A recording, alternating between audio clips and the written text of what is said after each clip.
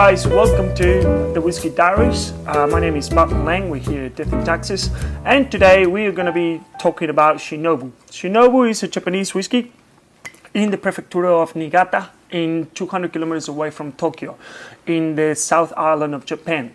Now, Niigata Prefecture is very famous for three things. There are the three whites, which is rice, sake, and the snow, and they have access to pretty pristine water as well. Shinobu started in 2016, so at the moment they haven't been distilling, they haven't released a whiskey that they still themselves, rather than whiskeys that the master distillers source around the world. In particular, I believe is Scotland. This one in particular, the one that we're going to be talking about the blended and the 10-year-old. But the main interesting part about this whiskey in particular is the finishing. The finishing they do after they pick the whiskies from around the world and they blend them together, they finish the whiskey in Mizunara cask. Now, Mizunara is actually really interesting because it's a really hard wood to work with. The tree itself doesn't grow upright; it actually twists and stuff, so that makes the stave really hard to use. Mizunara actually means water tree as well in Japan, which makes the reason why it's called that is because the wood in itself is actually quite porous and it doesn't seal as well as American oak. American oak has a really tight seal, which means that nothing leaks.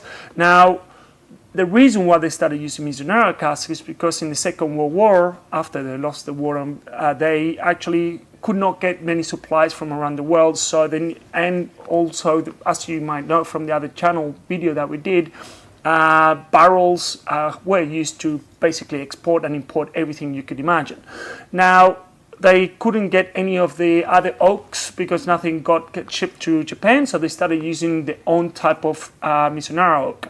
The other reason why Mizunara is so hard to use and all that stuff is because you're not allowed to cut a tree that is less than 200 years old in Japan.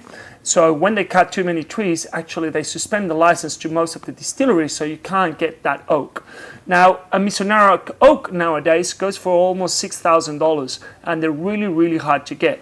So this basically new distillery is aging the whiskey, finishing the whiskey in Mizunara oak. Now, people say in Japan, they say that to really impart the proper flavor from a Mizunara, you need to age the whiskey anything from 15 to 20 years. Obviously, a lot of whiskeys are not doing that.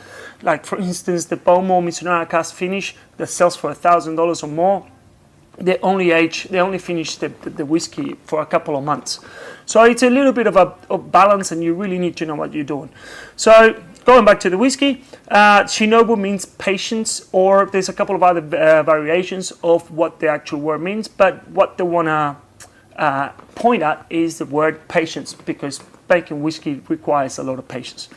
Now, this one we're going to try today, well, we're going to try the two of them. There's another version as well that is the 15-year-old, but today we're going to be trying the whiskey, the blended one, or talking about the blended, that, as I said, is 50-50, and then gets aged in Mizunara casks. It has no added coloring or anything like that, so what you get from the bottle, what you see is what you get. And then the other one that we're going to actually try is a 10-year-old, again, Mizunara casks as well. Now, you can see the difference in color in this one, obviously being a lot older. Also, it's worth saying as well that the whiskies that they're sourcing are a mix between sherry cask and American oak. Again, I couldn't find any of the source of the distillery, but apparently the master distiller from the place actually traveled all around the world trying to source it. Now, Mizunara oak imparts a very particular flavor to the whiskey. Depending on how long you put it in there, most of the times you get like a lot of coconut, seaweed, and yeah, it's a very, very interesting flavor that you get. It's very subtle also. You get like some sort of green tea as well. Now, as well, the distillery, I forgot to mention as well, is very close to the coast. So some of the flavors and some of the notes that you can get from this one is almost similar to something like you would get from Ala or even Sky or something like that, where like even regardless that the whiskey is not most smoky in itself, it actually gets a salty from the air from being close to the coast. This is absolutely stunning. This guy's also won in 2020 best world whiskey in the world. So it's actually really, really good whiskey. And yeah, there it goes. Definitely there's coconut notes there. Also like almost like coconut water, like freshly cut, like you know when you go to Bali or something like that, you just cut a coconut right there. Yeah, it's like salty coconut. It's literally like having a coconut water sitting at the beach on a windy day. That's delightful. Anyway guys, thank you very much for listening. Slanjaba.